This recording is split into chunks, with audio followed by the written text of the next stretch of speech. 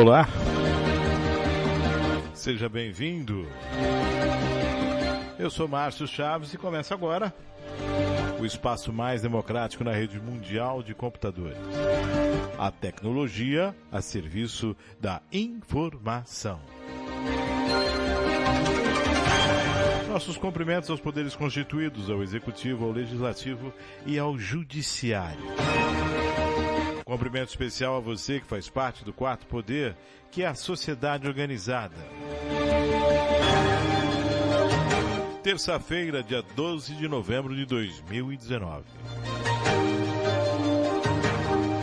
Toda terça-feira é dia de falar de cultura.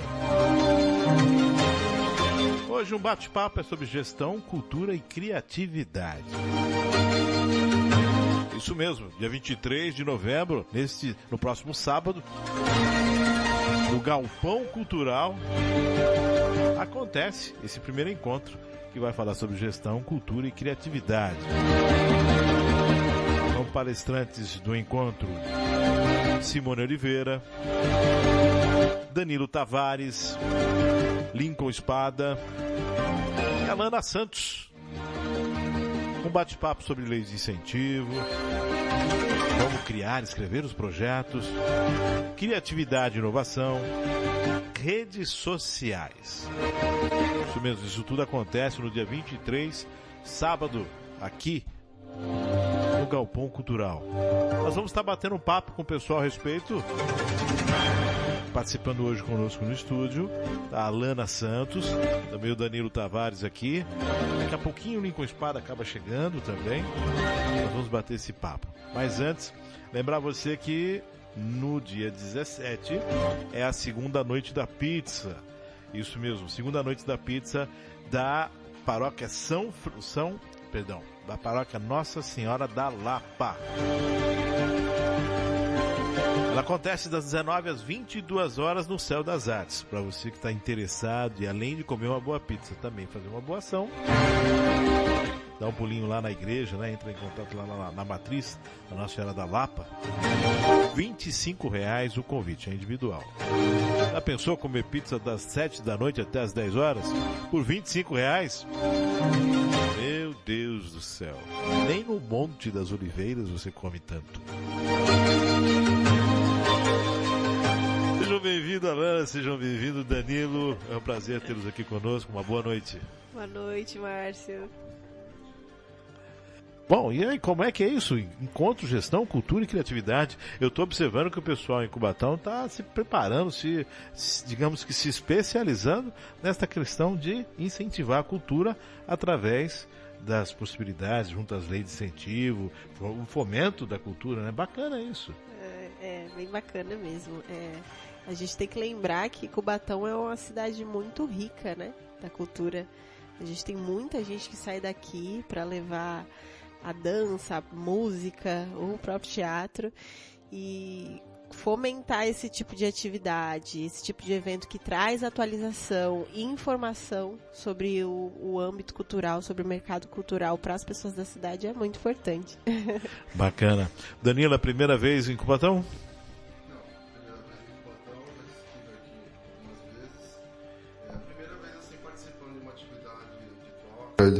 De conhecimentos.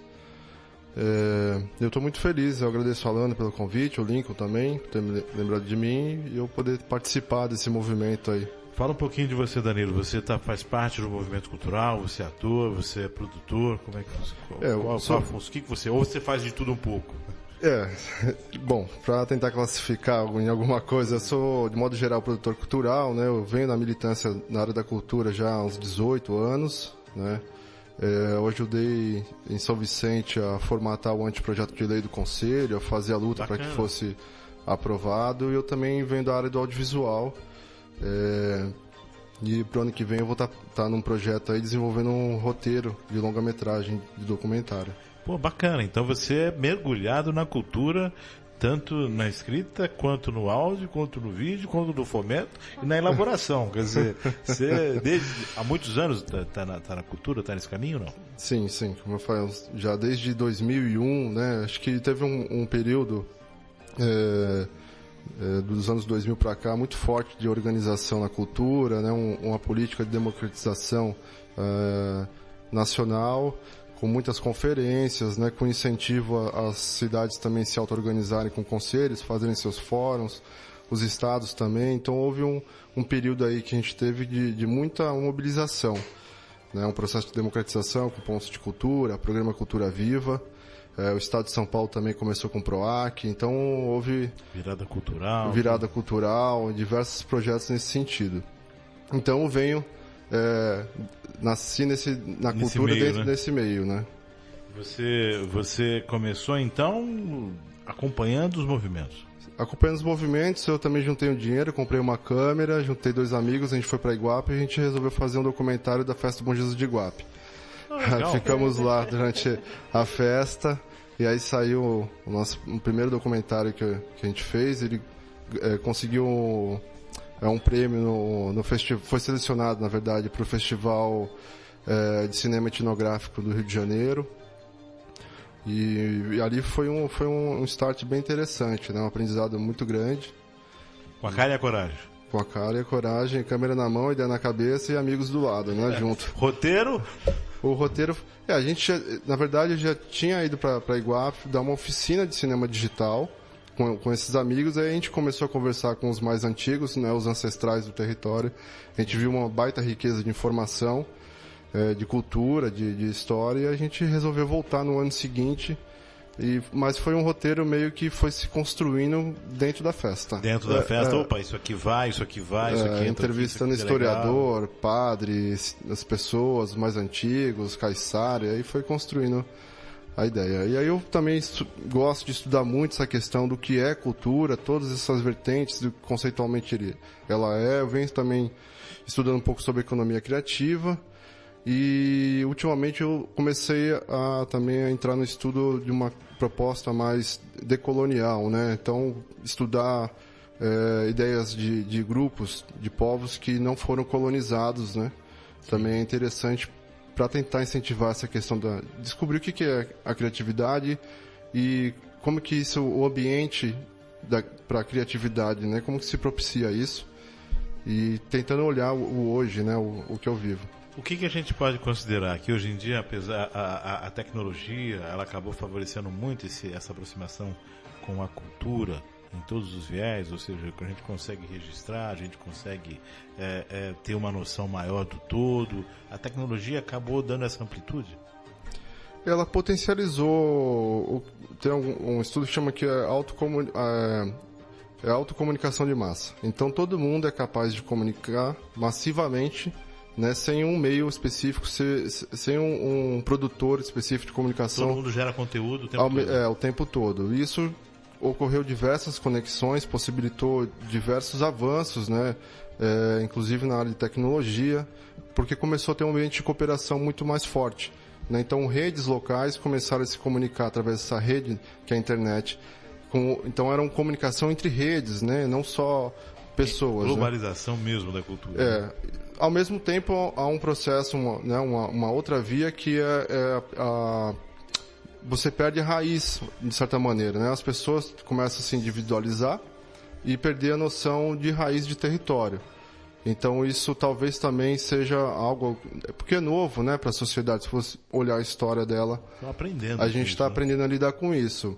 Então, existe também agora um mainstream, né? O Google, ele nasce exatamente no processo de cooperação entre programadores, porque eles queriam potencializar exatamente essa questão dos humanos começarem a evoluir, trocar sabedoria, e hoje ela é, na verdade, um filtro muito grande do que é ou não visto, né? Porque o que o Google colocar no topo é o que a grande maioria das pessoas vão acabar encontrando. Acho que um dos grandes problemas que nós estamos enfrentando agora é o domínio do Google, né?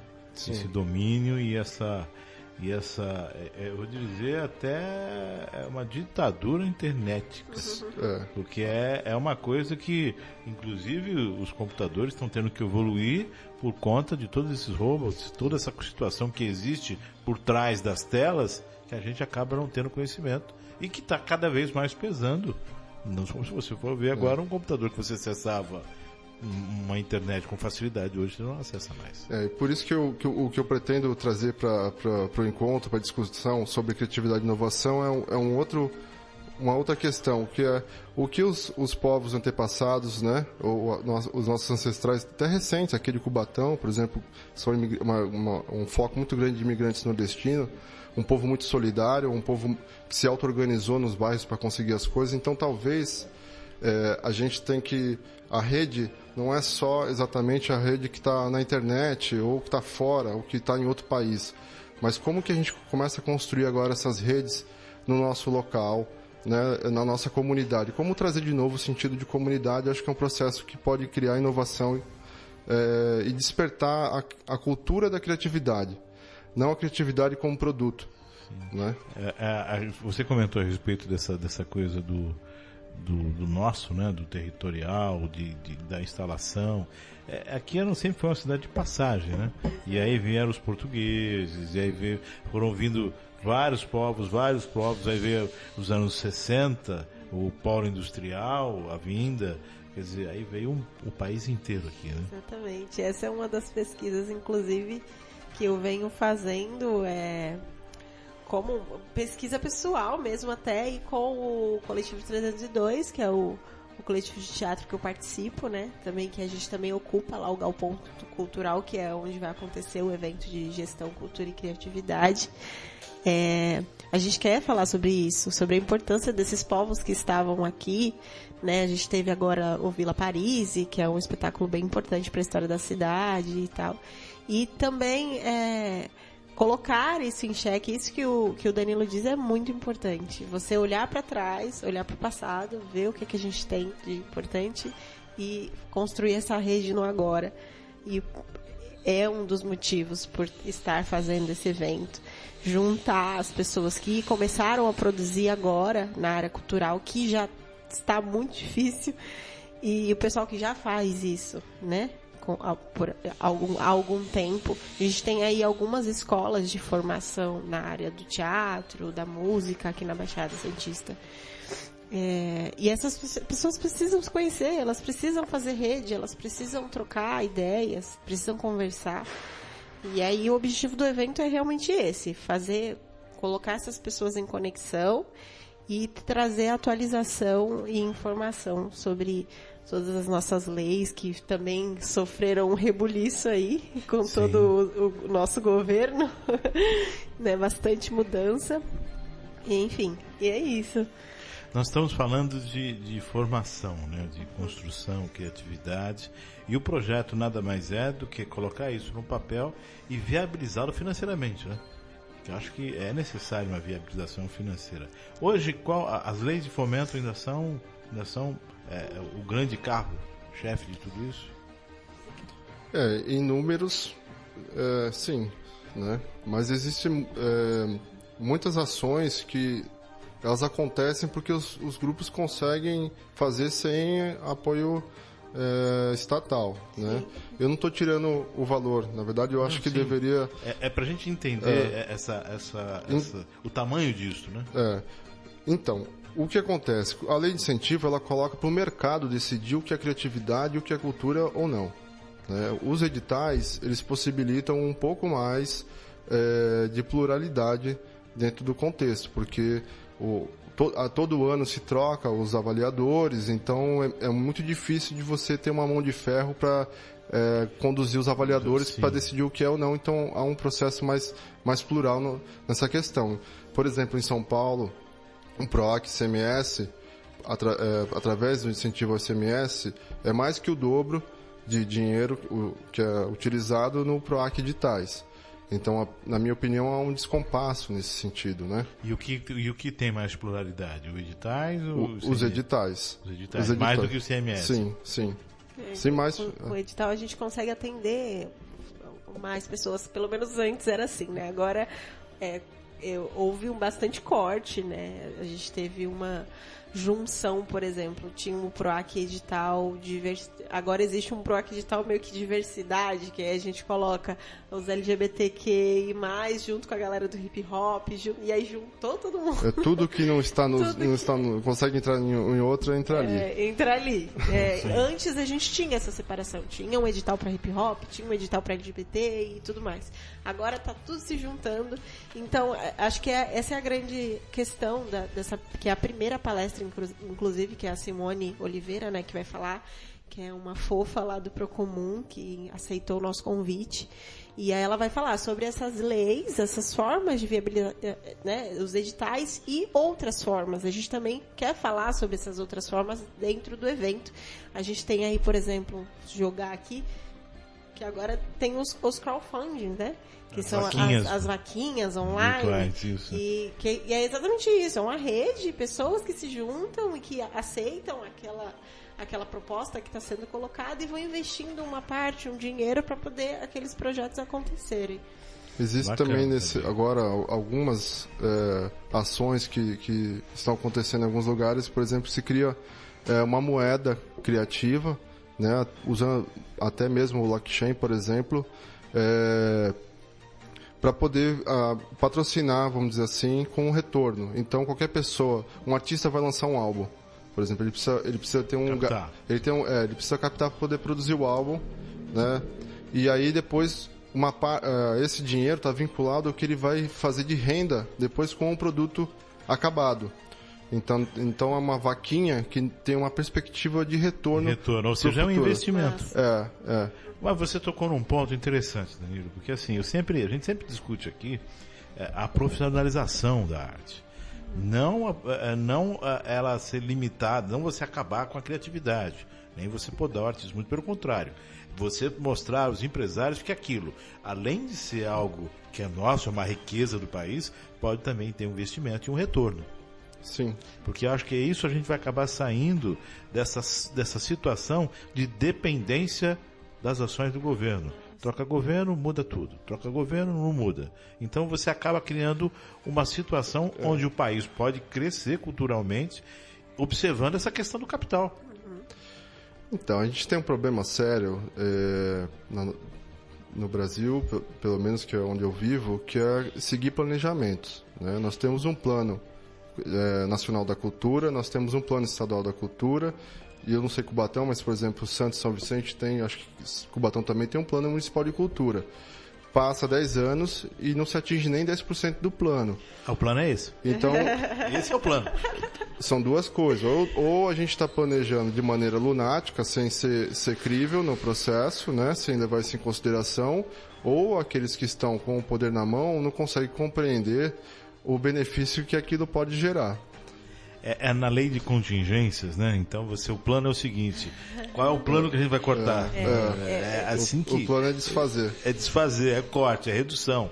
Então, por isso que eu sempre reafirmo essa questão da iniciativa privada, buscar a arte também como objeto de ganho, de faturamento mesmo. Olha, o empresário vai investir nessa peça, vai investir nesse livro, vai investir nessa canção, nesse álbum, nesse filme, e ele vai ganhar o dinheiro dele.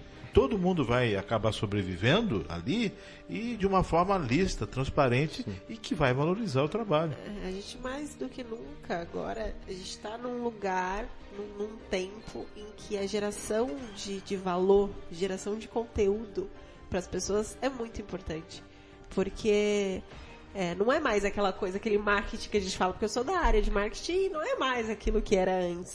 Os consumidores, eles estão exigentes, não é assim, eu quero algo, eu quero que você me entregue valor, eu preciso ter algo de fato, e aí as empresas precisam entender que, por exemplo, investindo nesse tipo de ações sociais, ações culturais, elas conseguem entregar esse tipo de valor para os consumidores dela com muita eficiência, sabe? Eu não estou dizendo que para desaparecer o fomento do governo, não. Mantém-se, só que você cria uma expectativa de crescimento, como a indústria cinematográfica americana, quer dizer, aquilo é um gigante, né? Existe um processo que o acesso dos empresários a poder patrocinar não está democratizado, né? Porque apenas empresas com lucro real, né? Que estão dentro do lucro real. E aí tem as empresas do lucro presumido, que é a grande maioria das médias e pequenas empresas, aqueles que estão no local, que poderiam estar, mesmo que ajudando com um pouco, mas com um conjunto poderia fazer algum impacto, eles não têm acesso a poder patrocinar. Na Câmara Federal, o relatório que saiu para a mudança da Lei Nacional de Incentivo à Cultura, ele muda isso aí, né? E ele também, dentro dele está um processo de municipalização.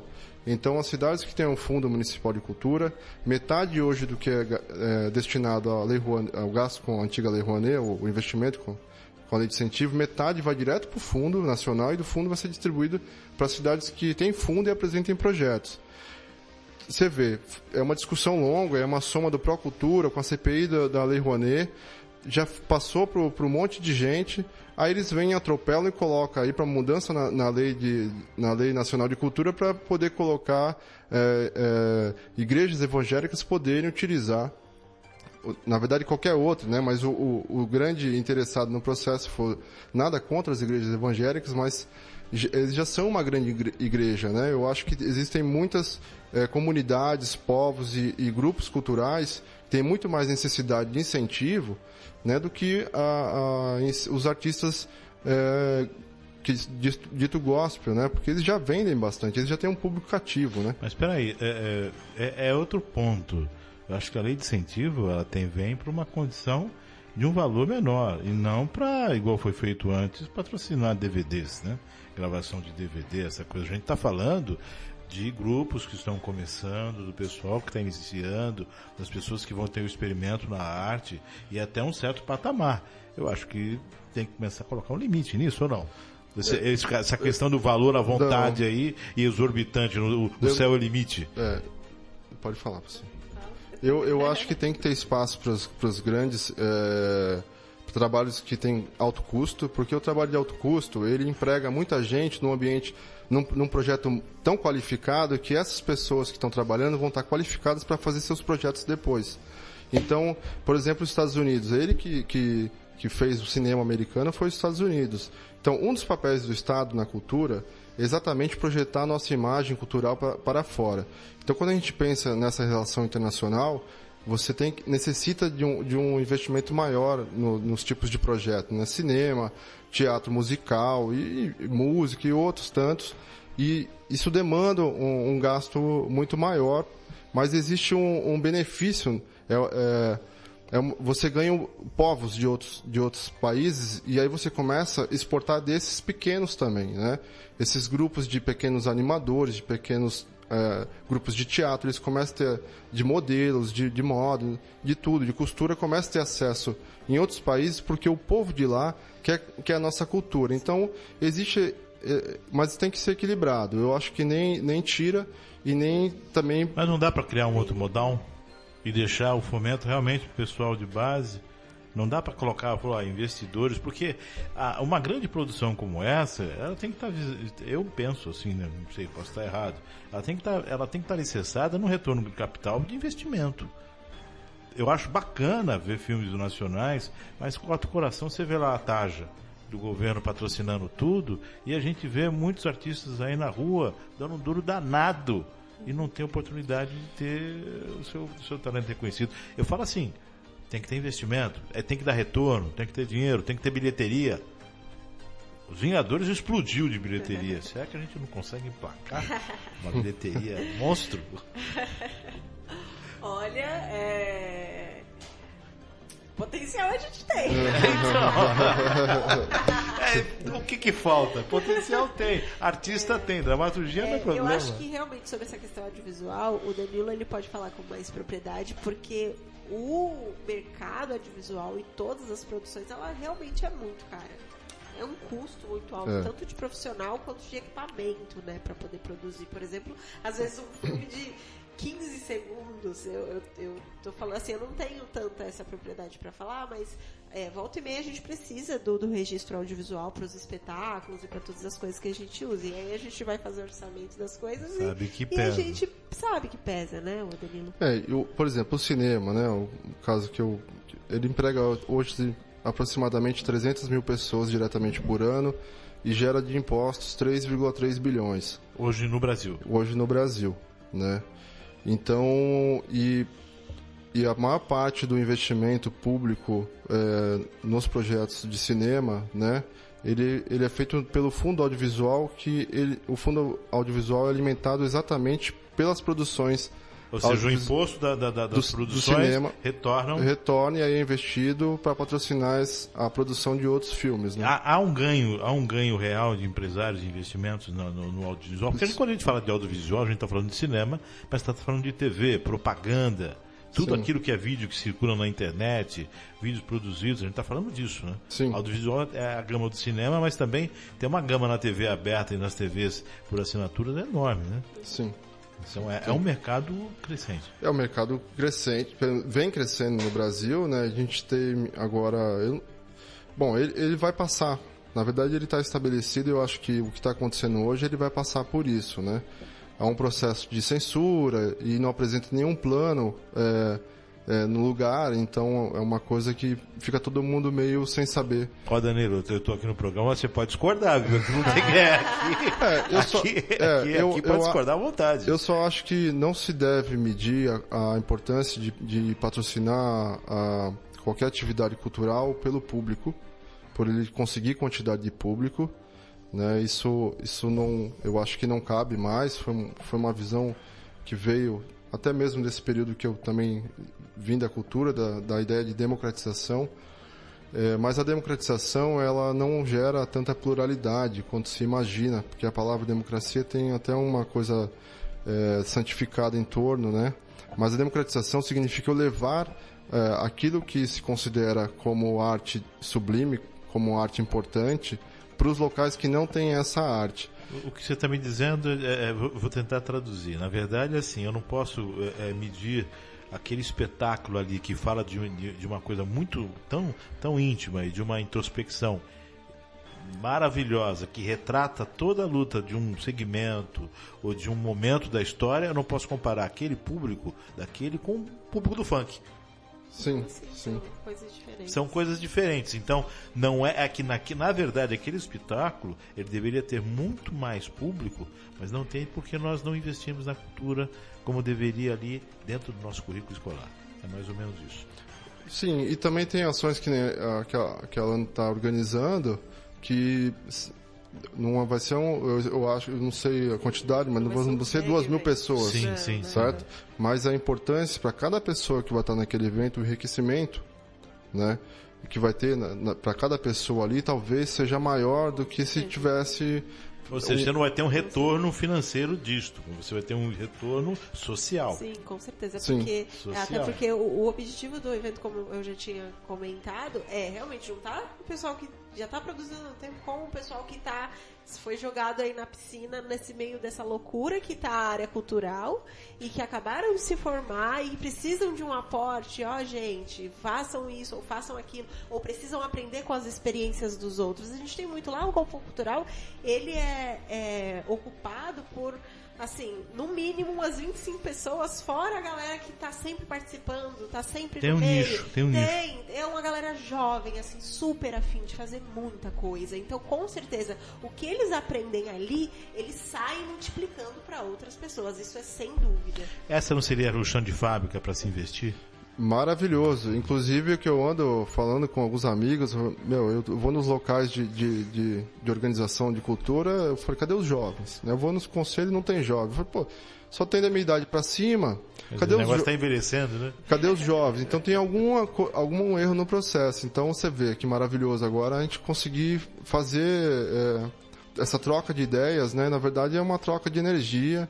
Eu acho que pelo que eu percebo, também é um ambiente que existe uma coisa chamada economia do afeto, né? Nós estamos exatamente perdendo essa questão da economia do afeto, do quanto é importante o cuidado com os relacionamentos, né? É dali que vem a diversidade, o respeito à pluralidade, né? O respeito, você falou tudo, dali que nasce o respeito. Sim, com certeza. Com a gente falando aqui sobre essa questão cultural, de investimento, do que vai, do que vem, a expectativa do que pode se surgir ou não, e a gente fala dos conselhos, a gente fala de cultura, quer dizer, se falar de cultura é algo que tem assunto, tem pauta. E o que acontece com o jovem? Ele fica arredio, ele não tem acesso O que você sente, Alana? A maior parte do jovem, ele fica a mercê, ele acha isso complicado? Eu acho que é principalmente por conta da acessibilidade e da importância que é dada a isso, talvez dentro das escolas, por exemplo. Eu falo por mim, eu tive o meu primeiro contato com teatro, eu era muito nova, tinha 12 anos de idade. E não é colocando o teatro como Deus de salvação e tirou as crianças da rua, não. É de falar assim, se eu não tivesse tido esse contato com a área cultural naquela época da minha vida, era um momento que eu estava me formando como pessoa, que eu estava aprendendo coisas, que eu estava, né, estruturando os meus valores. Então, a partir do momento que eu tive aquele contato naquela idade, a minha cabeça ela foi para um outro lugar, eu fui pesquisar outras coisas, eu fui aprender outras coisas, eu fui me relacionar com outro tipo de pessoa que eu não teria me relacionado se tivesse ali, né, se não tivesse feito esse tipo de atividade. E eu tive esse acesso porque o meu pai era uma pessoa um pouco mais aberta e tal, estava sempre procurando atividade para me fazer, e aí me colocou num curso que acontecia à noite, que ele ia fazer para ele me colocou porque a minha idade completava lá. E aí eu fui fazer esse curso. Mas, por exemplo, dentro da escola eu nunca tinha ouvido, sabe? Tinha uma peça ou outra, mas não tinha, por exemplo, uma oficina de iniciação ali dentro da escola, ou algo um pouco mais próximo. O que você está falando é o que a música faz, sim, o que o esporte faz, sim, ou seja, te apresentar um universo de possibilidades, sim, te abrir para o mundo. Sim, esses também. E aí como que a gente consegue fazer o adolescente, né, a criança ter um pouco mais de facilidade no acesso a isso, né, que seja acessível para os pais também, que facilite para os pais, né, dentro da escola, não sei, perto de casa. Antes a gente tinha muito aqui, tinha, por exemplo, os Vicentinos, que era no próprio bairro, que acontecia, sim, um monte de atividade cultural, tinha aula disso, aula daquilo de graça, e aí tem que tomar cuidado, porque isso, cadê essas coisas? Isso não pode se perder, porque é aquilo, eu tenho um filho de 4 anos, e se eu deixar, ele tá ali. Eu adoro a tecnologia, eu amo a tecnologia, eu tô com ela na minha vida o tempo inteiro, mas ela tá ali pra criança muito fácil também. Ela tá ali com o celular na mão, com tudo na mão. Babá eletrônica. Tudo muito fácil. Então, se eu não tomar cuidado, se eu não cuidar dessas redes, que o meu filho cresça para que ele continue construindo essas redes de relação, vai ficar bem complicado depois. Né? Danilo, você acha que as pessoas estão mais... Eu não vou colocar a palavra visceral, nem vou colocar a palavra venal, mas você acha que as pessoas agora buscam a arte também como uma condição de profissão, realmente, como deve ser? Você acha que as pessoas buscam, estão com esse entendimento, que como a Alana falou, teve muito tempo que as pessoas faziam isso de uma forma paralela, uhum, mas hoje parece que é assim, acordou, bora que isso aqui é profissão. Existe, em algumas áreas existe uma busca maior, acho que até pelo tempo, né? Por exemplo, na parte de games, animação, então os jovens estão muito querendo fazer muito, sabe? Porque eles jogam, né? Na verdade eles consomem. Uhum. Exatamente, que eles são um público. A formação de público na educação é importante.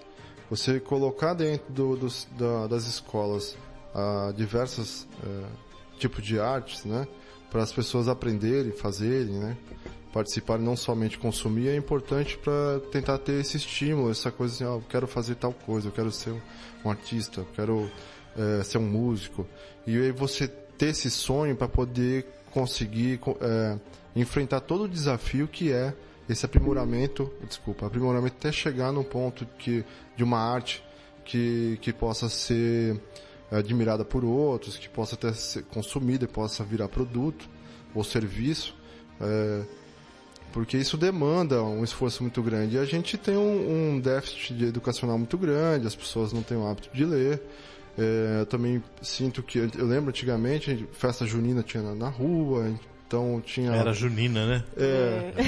Tinha um processo, várias festas durante o ano de organização da rua, e então esse distanciamento e essa falta de perspectiva sobre também o que o Estado, o que adianta me mobilizar, porque o foco assim, a gente tem que parar de querer se organizar simplesmente para poder ir lá no Estado e falar, me tutela, né? Na verdade, a gente precisa se organizar para poder se emancipar, o grupo, e falar, o Estado ele precisa fazer isso, porque essa ação traz um bem comum, né? Que é o público, né? Sim. O público, aquilo que é público, né? Sim, exatamente. É o bem comum, o que é público. O público não necessariamente... Não o público, a pessoa, o espectador, mas o serviço, o cidadão. A praça, por exemplo, uma praça, né, ela é pública, mas o bem comum ele vai acontecer quando as pessoas começarem a criar relacionamento ali dentro dessa praça que possibilitem trocas de benefícios, de bem-estar, de saúde, de arte, do que for, até de economia, de dinheiro. Pode ser de lazer, né? Você pode fazer um terreno baldio, uma horta comunitária, as pessoas se auto-organizarem, por exemplo, os idosos, que muitos deles, principalmente do sexo masculino, eles se aposentam de um dia para o outro, e ele a vida inteira foi massificado que ele tinha que trabalhar 12 horas por dia, porque isso era a imagem do que é o certo, porque senão é vagabundo. Aí de uma hora para outra ele fala assim, agora eu sou vagabundo. E a gente não tem um tratamento para a terceira idade para poder chegar e transformar eles em cuidadores, por exemplo. Né, do próprio, introduzir ele, integrar esse processo. Então aí a cultura pode ser um mecanismo de muito potencial nesse sentido, para poder conectar o mais velho com o mais novo. Sim. O que pode cuidar com o que precisa ser cuidado. Né? Essa ancestralidade, essa falta de raiz, talvez aí possa começar... De repente é aí que nós estamos perdendo grande parte da cultura. Sim. Achar que essa conexão não está sendo feita. Uma pessoa que se aposenta com uma condição de vivência, de conhecimento tão grande, né? E acaba não sendo aproveitado. Esse conhecimento, como você disse, se pede junto da aposentadoria, quer dizer, você não assimila isso, você não transporta isso para uma nova geração. É necessário que se faça. E a arte pode ser um meio de conseguir esse diálogo, né? Porque o diálogo é complicado entre o mais velho e o mais novo, é complicado entre todos. A necessidade de estar junto e compartilhar é muito importante para poder criar um ambiente de potencial de desenvolvimento, de emancipação. Só que não é mil maravilhas, existem conflitos, existem confrontos. A gente precisa treinar novamente a nossa capacidade de lidar com o erro do outro, lidar com a diferença. A gente está hoje em dia as pessoas não conseguem lidar com o erro do outro. A pessoa, por exemplo, se eu apesar, né, eu sou homem, mas assim, eu estou tentando me limpar do processo patriarcal do meu pensamento. Então, quando eu vejo um outro homem fazendo essa ação, eu não vou enfiar o dedo na cara dele e falar que ele é uma porcaria de ser humano por causa disso. A gente precisa aprender a escutar com mais atenção e aprender a como é que eu vou conversar com essa pessoa, apesar da nossa diferença de visão de mundo. Né? Começar o respeito, né? Porque Sim. Toda aquela pessoa, ela é daquele jeito por toda uma formatação social. Ninguém nasce desta forma, né? A gente vai moldando o indivíduo, né? Durante todo o ano, seja as porradas da vida ou o que seja, acaba sendo moldado. Quem chegou aqui agora? Quem chegou? Seja bem-vindo, Lincoln. Seja bem-vindo. Eu que agradeço o convite. Escrita de projeto cultural, dicas e passo a passo. Você é bom nisso, né? Isso. Estamos nos especializando no assunto, né? A gente tem que tentar ser versátil para tudo. Tocar a chavezinha das pessoas, né? Na questão de formatação em si. A gente está falando aqui da questão, entre várias outras coisas, sobre a profissionalização. Né? Como profissionalizar, como entender a cultura.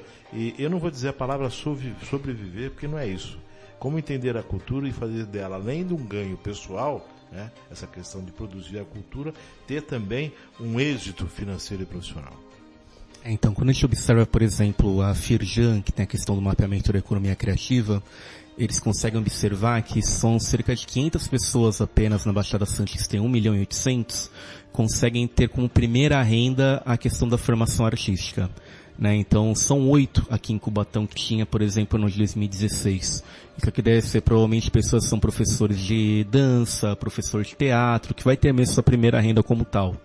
Né? Mas, de qualquer forma, creio que além dessa renda que pode ser obtida por meio das artes, né, vendo a cultura como suas possibilidades de economias, seja solidária, seja colaborativa e assim por diante, seja na questão do fazer cultural e do fazer artístico, Cubatão tem uma possibilidade, até pela questão das leis de incentivo, do polo industrial, do que foi se formando também muito, e aí precisa reconhecer o trabalho do Caos nesse sentido, e agora a questão das emendas, né, que vem tudo daí nesse sentido, a maioria dos artistas estão tirando suas MEIs.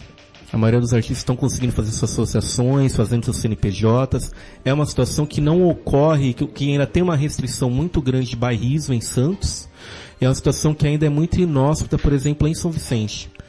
Então não são mercados, mas territórios, que a gente pode chamar dessa forma, da qual ainda precisam poder fazer alavancar isso. Em Praia Grande nem existe a discussão de política cultural, por exemplo, o conselho, o plano, o sistema, né, da qual quando cheguei a testemunhar mais de perto aqui em Cubatão, vi essas situações florescerem. Então, nesse sentido, o artista de Cubatão é mais ágil, aparentemente, para essa questão de profissionalização. Isso foi mais pulverizado aqui, o pessoal entendeu? Foi. Eu creio que muito da questão, por exemplo, de ter que fazer com que as encenações tenham que se buscar suas próprias leis de incentivo, o artista teve que começar a buscar sua própria MEI. Né, a poder também, com as emendas, os próprios grupos artísticos, que hoje em dia também a maior parte deles vão ter que abrir suas MEIs para poderem se manter, então creio que de uma forma muito pulverizada do que é do artista cubatense, ele já consegue saber essa necessidade. Profissionalismo? É uma forma de profissionalização e uma forma também que a MEI garante um pouco do INSS, né? Considera também, vai pensando na aposentadoria nesse sentido. Profissionalismo, estão buscando profissionalismo, essa coisa, essa exatidão de fazer acontecer? Dentro do contexto que a pessoa às vezes se encontra, o que ainda garante alguma coisa de segurança é a MEI, né? O processo de microempreendedor individual.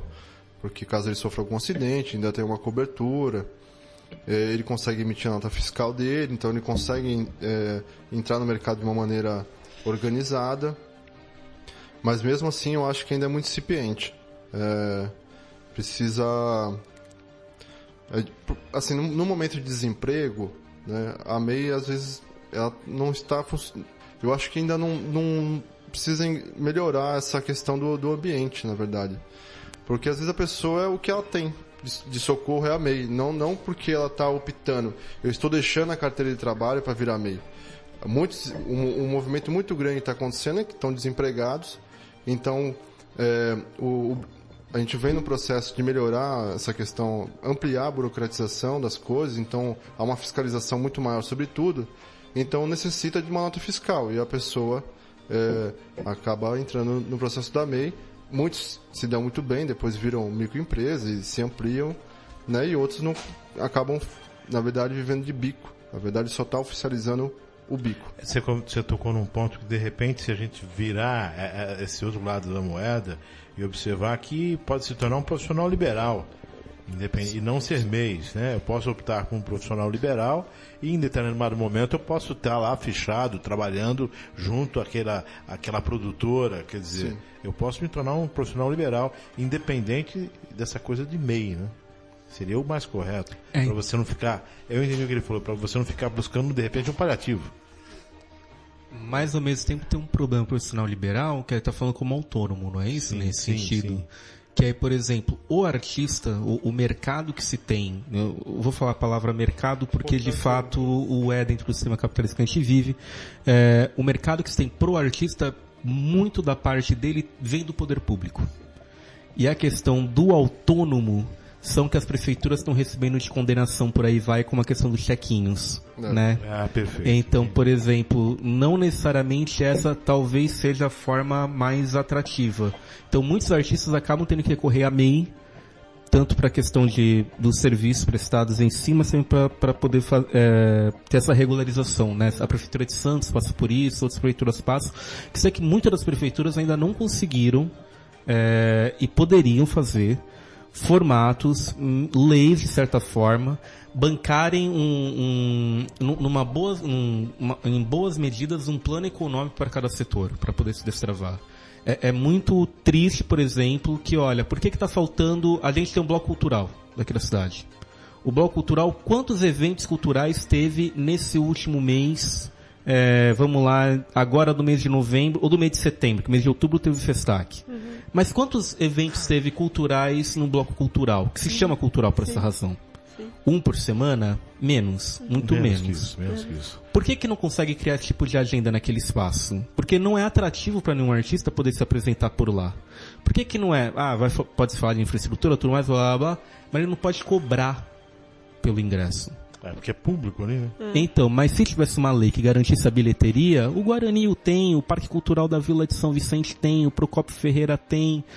Você não tem a possibilidade de a pessoa poder cobrar pelo trabalho que ela desenvolve. Uma pesquisa, um exercício, é um dinheiro que depois ela vai gastar em pizza e não em fazer em cenário, mas isso vai qualificando ela. Enquanto, por exemplo, uma lei de bilheteria que está na prefeitura, tá ali entre as tramitações, por que não desenvolveu ainda para passar na Câmara? Isso está pronto. Uma lei da qual possa permitir com que o pessoal do audiovisual tenha uma film commission.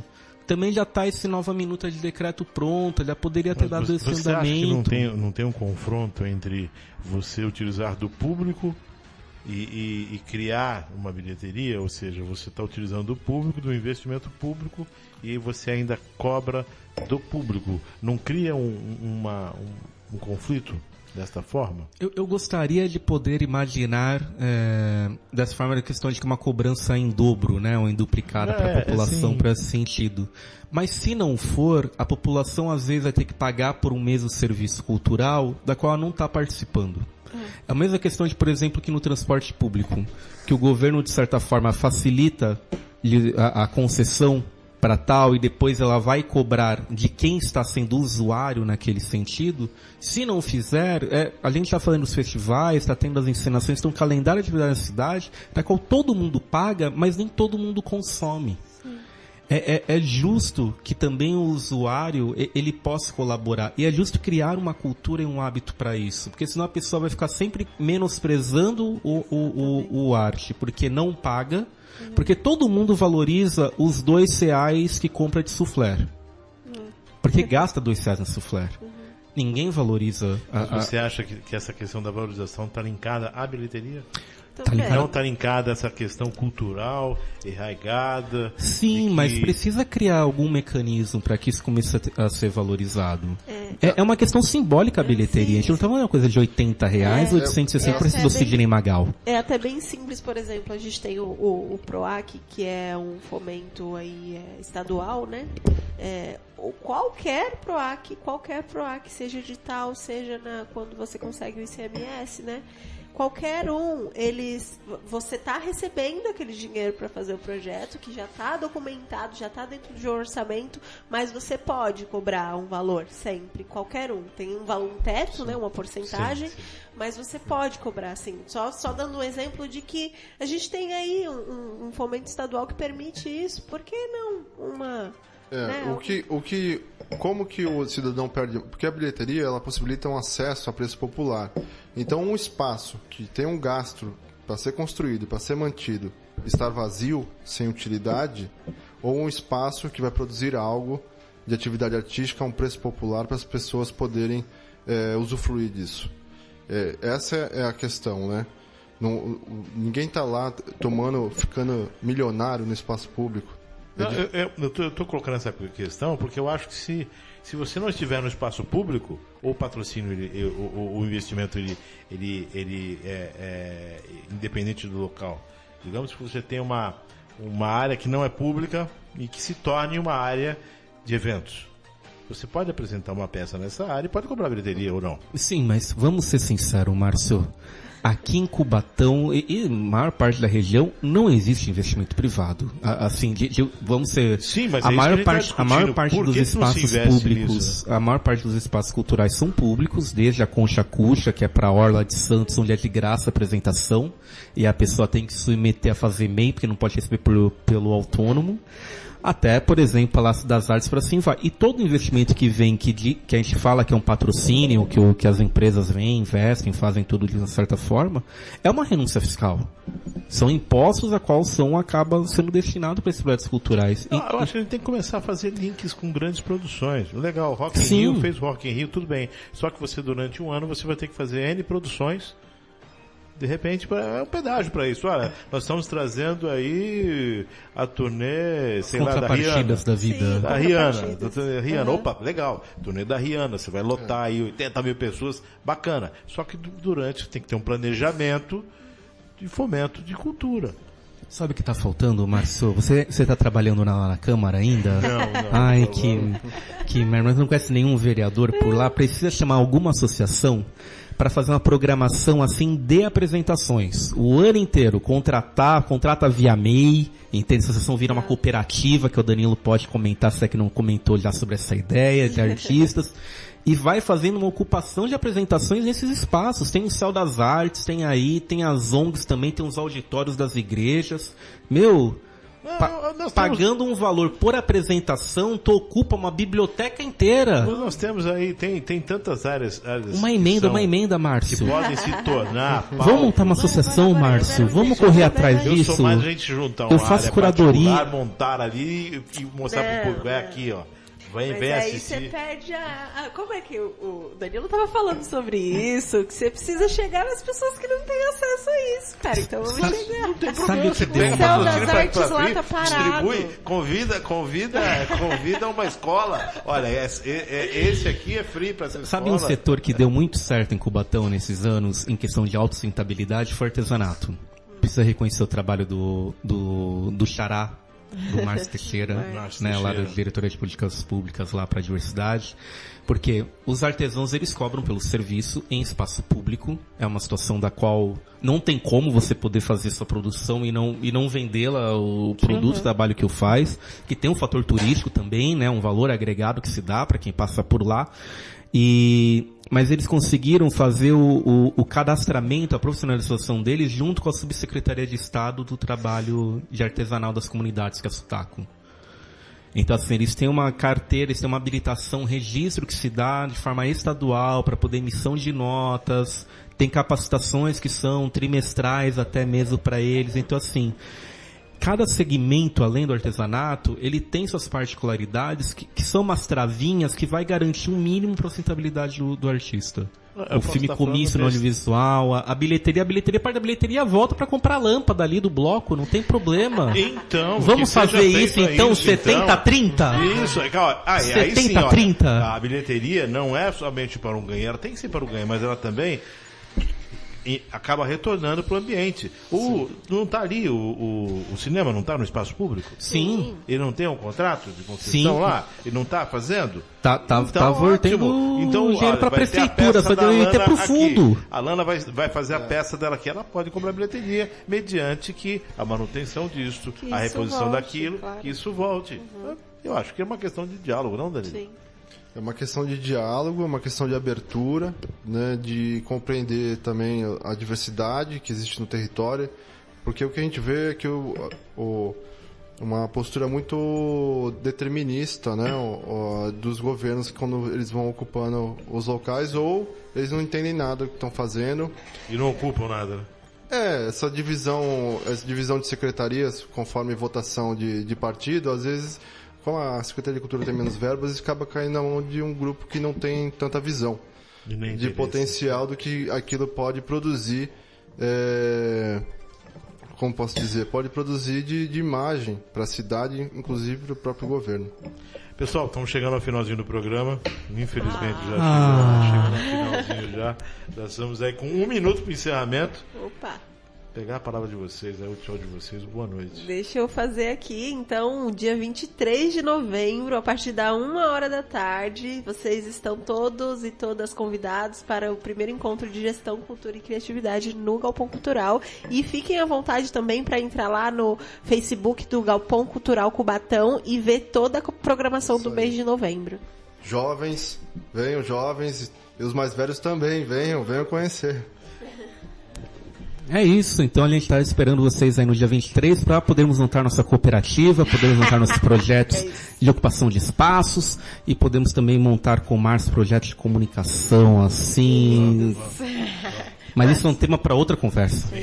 Lembrando, dia 23 deste mês, né, daqui a semana que vem, às 13 horas, lei de incentivo que são o que são e como aplicá-las, com a Simone Oliveira. Às 14h30, escrita de um projeto cultural, dicas de passo a passo com o Lincoln Espada. Às 16h30, redes sociais, como usá-las no seu projeto, com a Lana Santos. E finalizando o Danilo às 18 horas, criatividade e inovação.